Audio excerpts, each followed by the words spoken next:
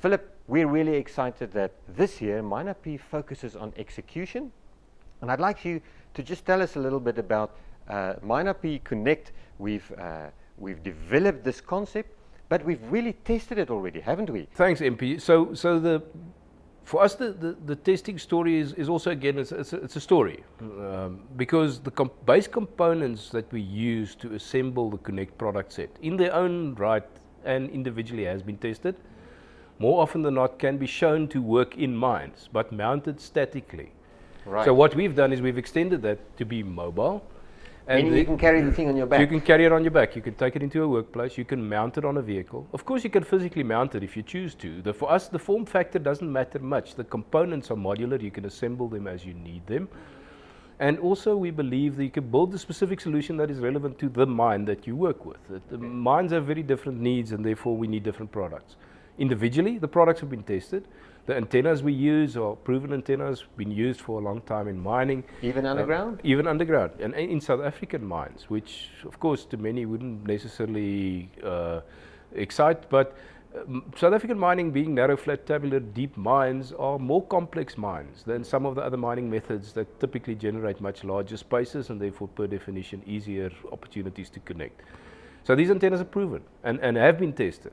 But yes, we've also been testing the device, both versions of it. So we've been testing the Wi-Fi extender in field tests in South African mines since the fourth quarter in 2018.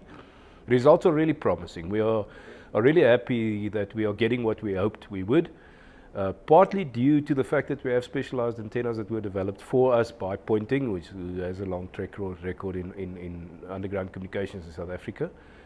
But also partly because some of our ecosystem partners are really very experienced in underground mining and underground connectivity. So we have field test results. Of course, we are in a stage now where we're trying to take the use cases that we've identified and generate the proof points to show the value beyond just connectivity. So for those people who might think, when you talk about these test results, that we are still at the beta phase, we're open for business, right? We're open for business. We have a product. We have a product roadmap that effectively says the first version is a Wi-Fi extender. Yes. The Wi-Fi extender effectively is the next generation of the underground communication technology that Dundee Precious Metals developed for their Chillepech mine. But then we've placed industrial strength processing capacity in the same case, on the same battery technology. So we can provide those tomorrow as well. The real trick is to identify a number of use cases and understand how to show the value of those to interested customers.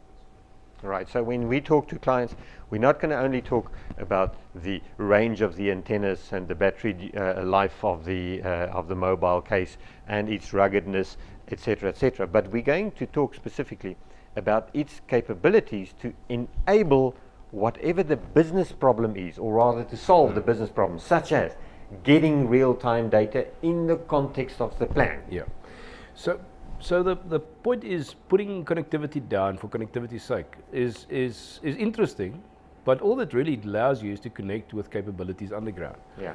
And we believe that is a critical building block, but it is not the final answer. Why are you connecting? You're connecting effectively because you want to manage all the capabilities we have underground effectively. So if you take effectiveness a bit further, then it's all about availability, performance, quality, and sustainability of capabilities. Yes. Now again, if most people look at that, they would say, yes, you've taken capabilities and extended it. Yes, because sustainability is critical. You need to be sustainable and safe. But the other reality for us is those capabilities exist for a purpose. And we find there's such inefficiencies in mining that the opportunities for operational effectiveness and efficiency that you can gain through this is significant, and huge amounts of money could be saved. But the hard reality of it is all in context of a plan. And therefore you need to be able to plan across your planning horizons, and you need to be able to schedule activities, but then you also need to be able to manage the work. And the work, when I manage it, is an instruction to a capability, whether that capability is a person or a piece of equipment. I need to be able to instruct the capability and understand and get feedback from that capability whether the task is being performed.